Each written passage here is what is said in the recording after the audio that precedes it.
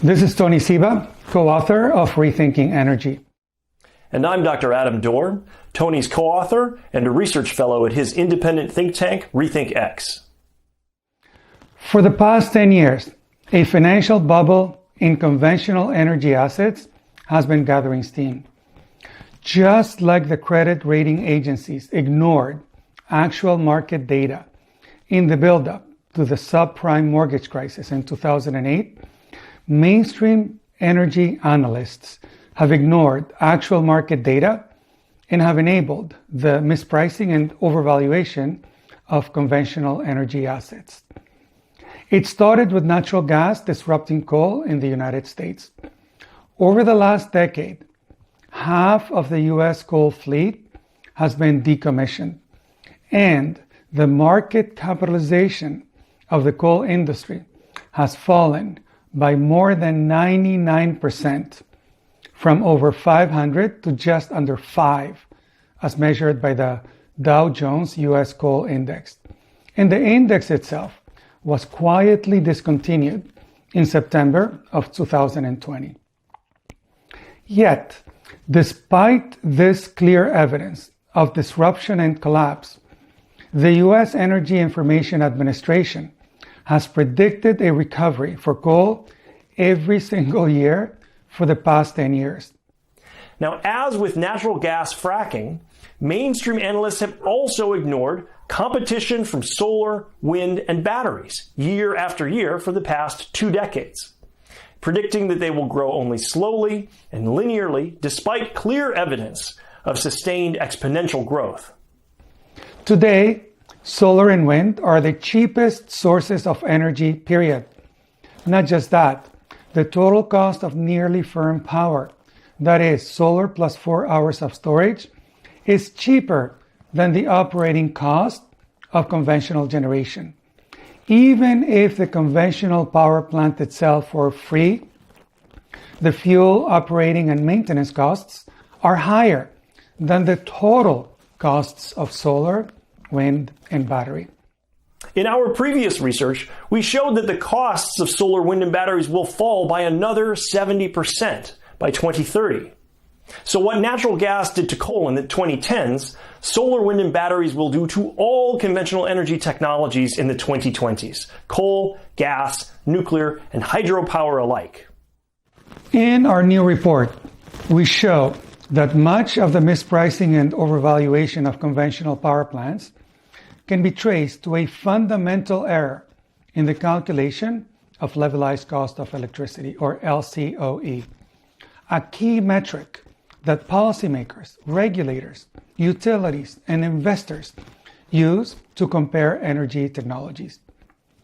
Virtually all widely cited sources of LCOE analysis assume that newly built coal, gas, nuclear, and hydro will be able to successfully sell the same amount of electricity year after year from now through 2040 and beyond.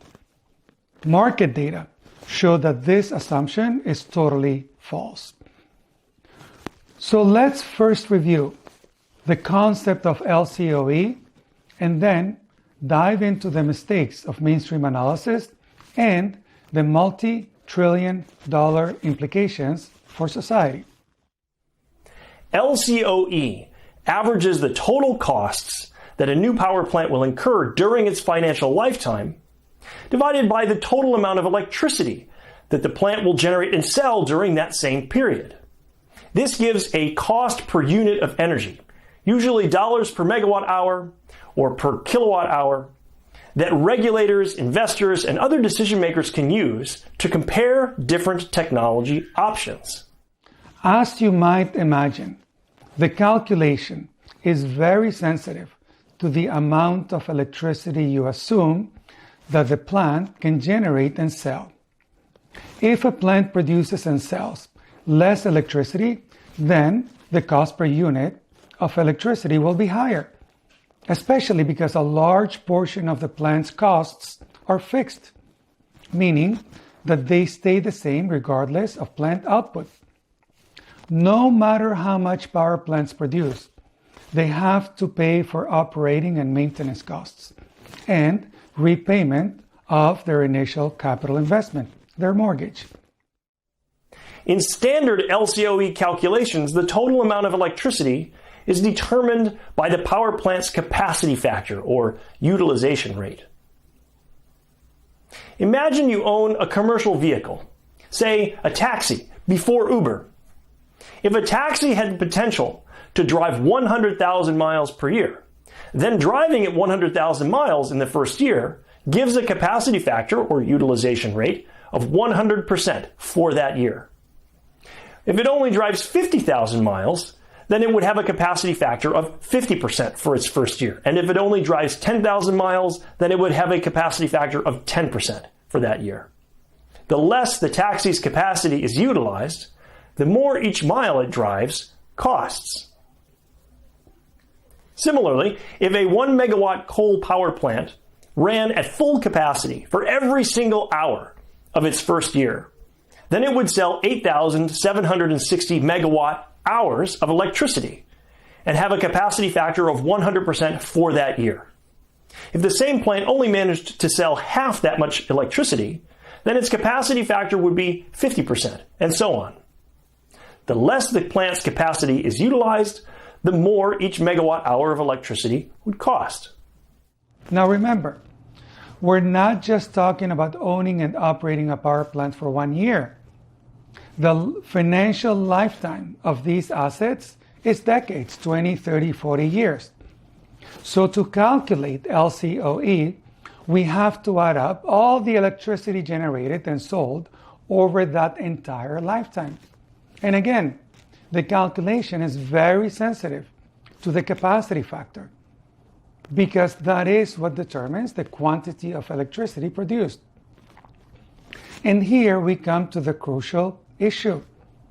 Mainstream LCOE analyses assume that capacity factor, and thus electricity generation and sales, will start at an unrealistically high rate and then remain constant year after year after year for a power plant's entire 20, 30, 40 year long lifetime. But these are fundamental errors. First, capacity factor will not start at a higher rate than market reality. And second, capacity factor will not remain constant. It would be like telling investors and city planners that taxis were going to have a high and constant capacity factor for decades to come, even as new ride-hailing technologies like Uber and Lyft are disrupting that market. Power plant capacity factor will at best match the market in its first year. And then it will decline as conventional power plants are outcompeted and disrupted by newer technologies. Because they overestimate capacity factor, and therefore how many units of electricity these power plants will be able to sell in the future, all of these widely cited sources dramatically underestimate the LCOE of new coal, gas, nuclear, and hydroelectric power plants. Policymakers, regulators, asset managers, civic leaders, and other decision makers are then misled into making unviable investments in coal, gas, nuclear, and hydropower plants on these false pretenses. This dynamic is exacerbated in regions where utilities know that they can unload the financial risk onto captive ratepayers. Overvaluation and overinvestment based on inaccurate LCOE estimates is what helped create a financial bubble in conventional energy assets. Our new report shows how mainstream analyses have ignored the last decade of data staring us in the face. The average capacity factor for coal in the United States has declined from nearly 70% in 2010 to just 40% in 2020. The picture is even starker for the UK, where average coal capacity factor collapsed from nearly 60% to to just under 10% in 6 years. Meanwhile, the EIA's LCOE calculations have always assumed that any newly built coal power plant will enjoy an unrealistically high capacity factor of 85% every single year from year 1 through 2040 and beyond. Yet, the EIA's own historical data clearly show that at no time in the last decade has coal's capacity factor been anywhere near 85%. They're not using their own capacity factor data in their LCOE calculations. And 85% is not remotely plausible looking into the decade of disruption ahead. Again, it's not just the EIA that's making this error. Almost every mainstream analyst is making the same mistake and posting similar LCOE figures as a result. So this is the view of coal from the mainstream LCOE perspective. And this is the reality of the last 10 years in the United States. And the decades ahead are much worse still. So what this shows is that the LCOE for coal was already being underestimated by 2010. The gap keeps widening every year, so that today the majority of electricity generation and sales assumed in mainstream LCOE calculations is simply imaginary.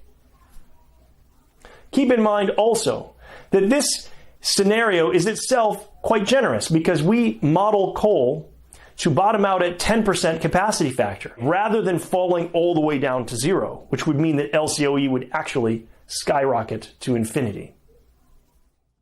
So what does reality look like?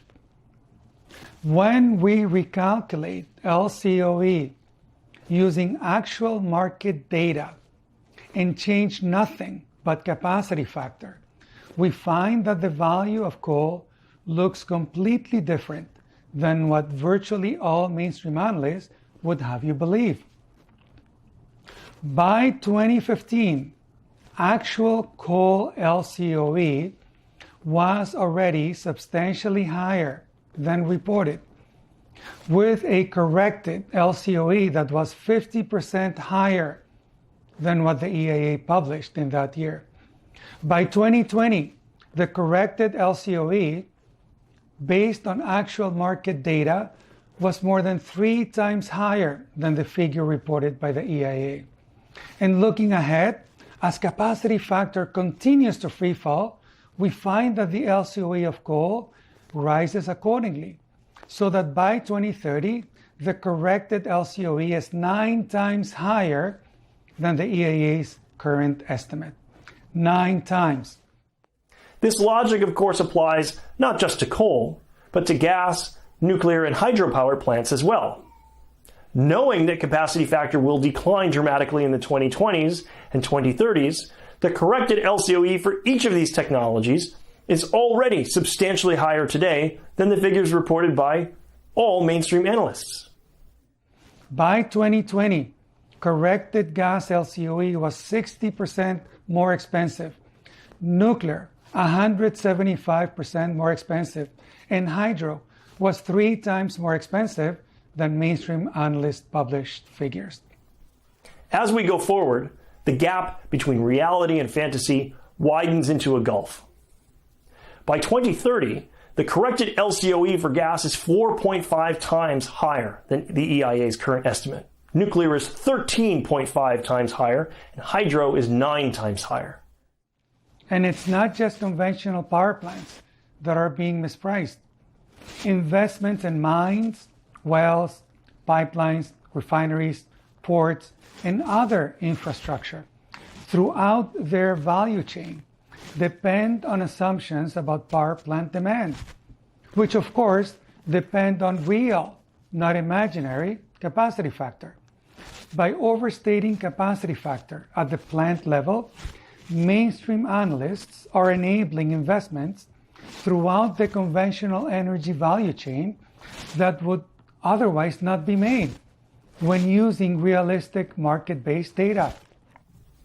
conventional power plants will see their capacity factor drop even more dramatically as each megawatt hour of electricity they produce becomes more difficult to sell than the last as they face increased competition from solar, wind, and batteries.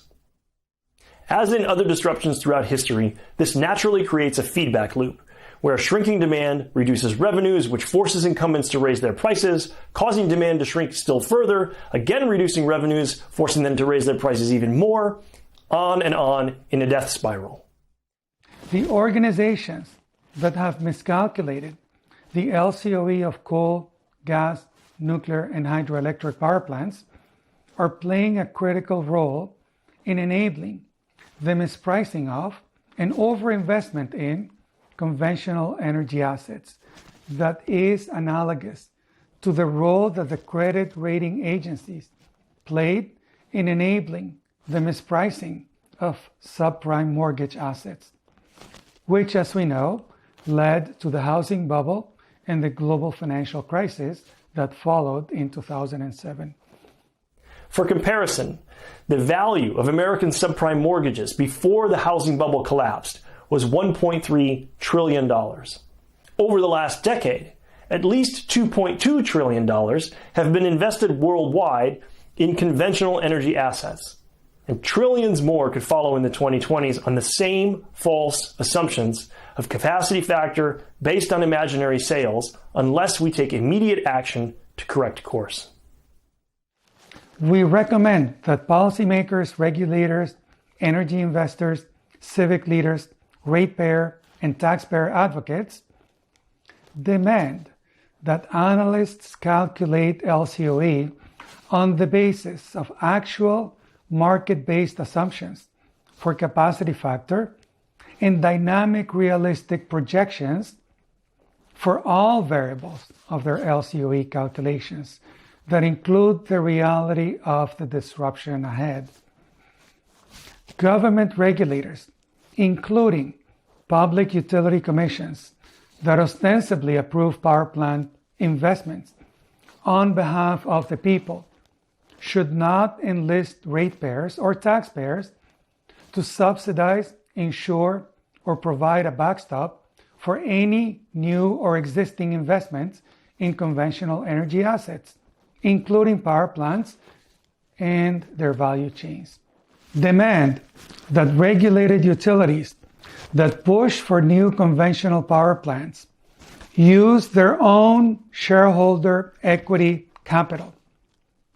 If a project is not good enough for shareholders, it is certainly not good enough for captive ratepayers or taxpayers.